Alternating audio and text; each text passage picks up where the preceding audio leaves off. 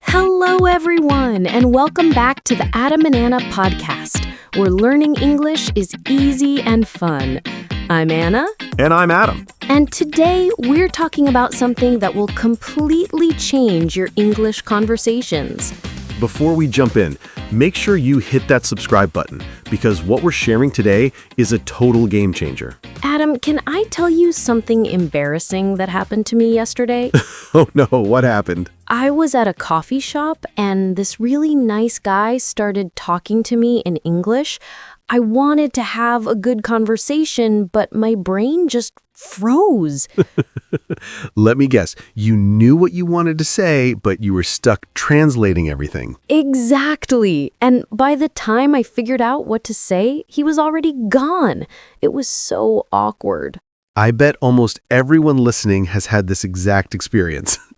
Your brain is doing way too much work.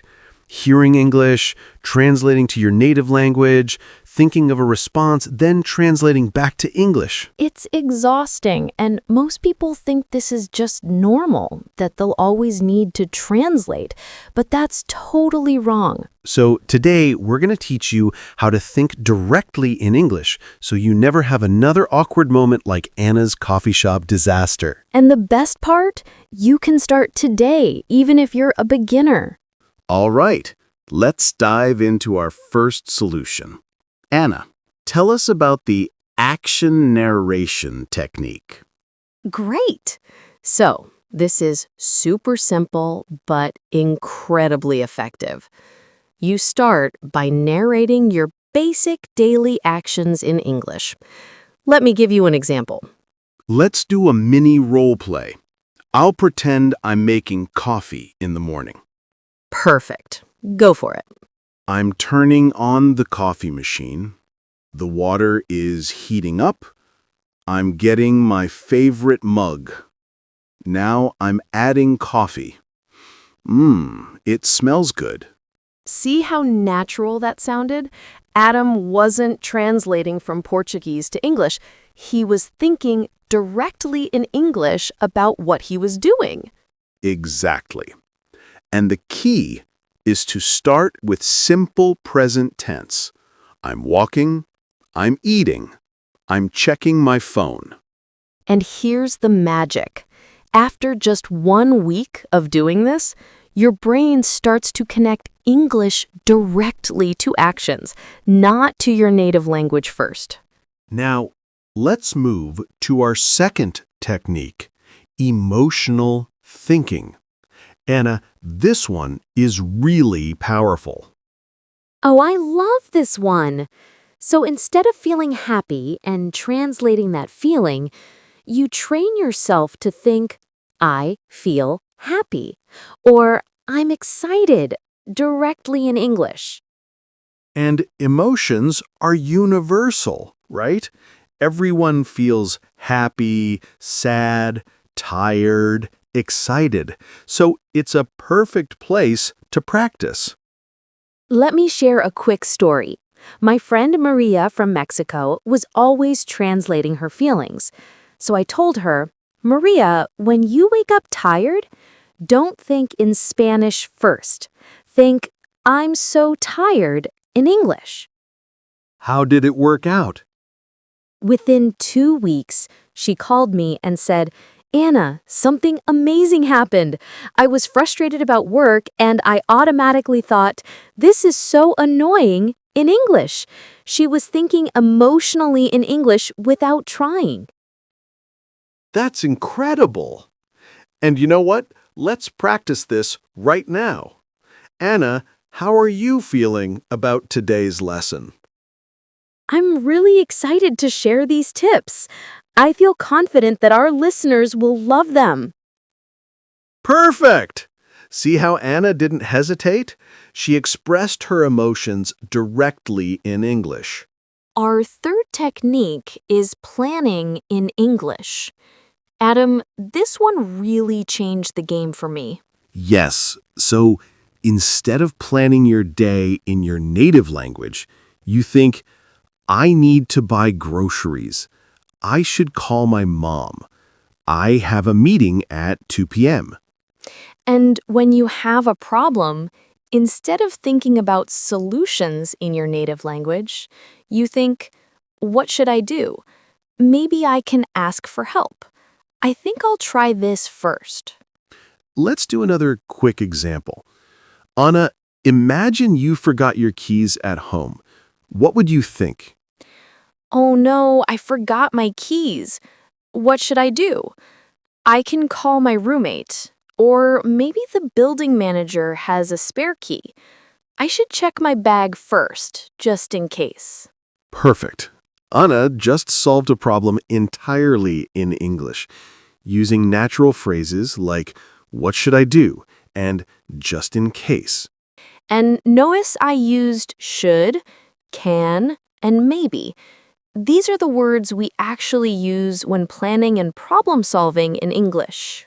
Now for our fourth technique, and this one is really clever.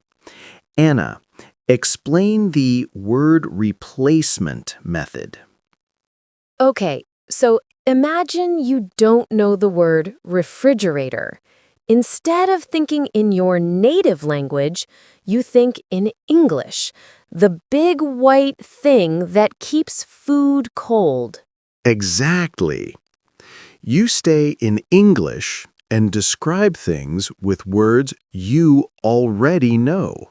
And here's what's beautiful about this. Native speakers do this too.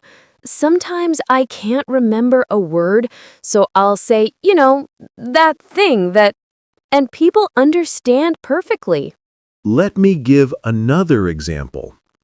If you can't remember screwdriver, you might think the tool that turns screws or the thing you use to fix things. Yes, and over time, you'll either remember the exact word or learn it naturally when someone else uses it. Plus, this keeps your brain working in English instead of jumping back to your native language every time you hit a vocabulary gap. For our listeners who are ready for something more advanced, let's talk about mental conversations.